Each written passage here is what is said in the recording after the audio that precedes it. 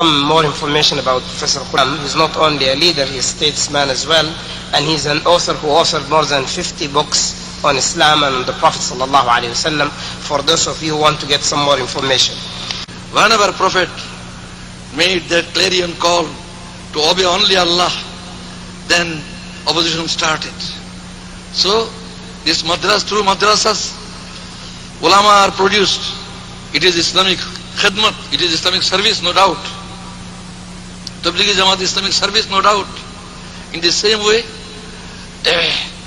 if you simply preach as wise, as Mufassir Quran, millions of people may listen to you and the vested interest will not oppose you.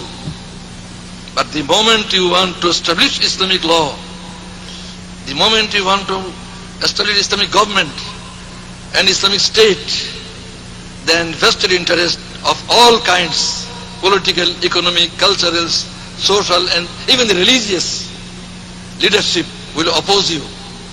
And that happened in the case of every prophet. There is no prophet who has escaped this kind of opposition. Only two names I find. One name is Azom alayhi salatu wassalam. He was the first man, there was no other person to oppose him.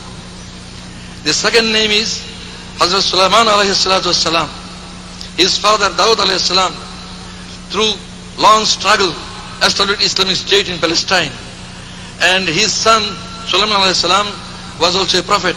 And he inherited that state, so it was not possible for anybody to oppose him. Without these two names, you will not find a third name in the Quran or in history where vested interest tolerated any prophet. It is for this reason I am not tolerated. It is for this reason Hassan al-Banna Shahid was not tolerated. It is for this reason Maulana Maududi was not tolerated. It is for this reason many other people will not be tolerated.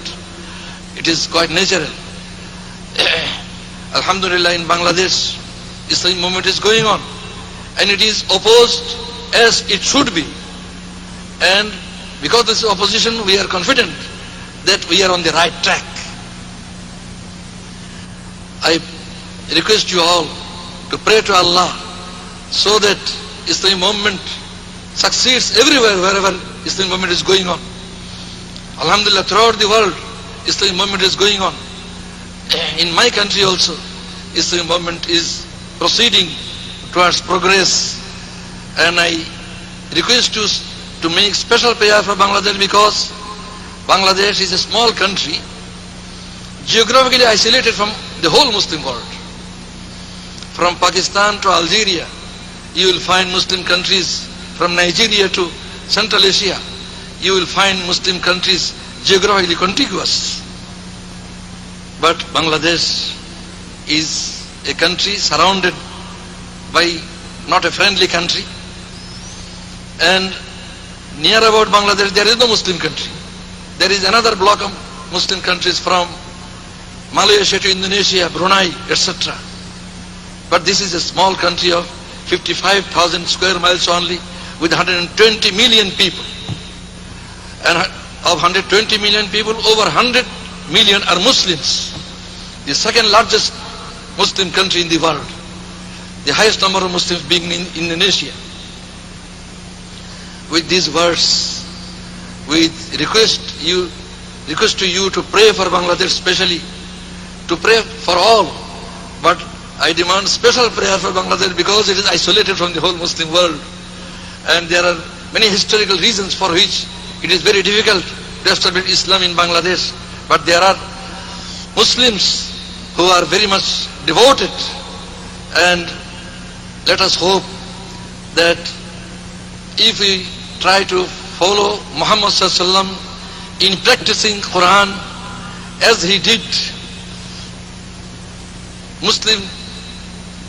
in Muslim countries there are Islamic movements, and all the movements are deriving guidance from the Quran in the same manner.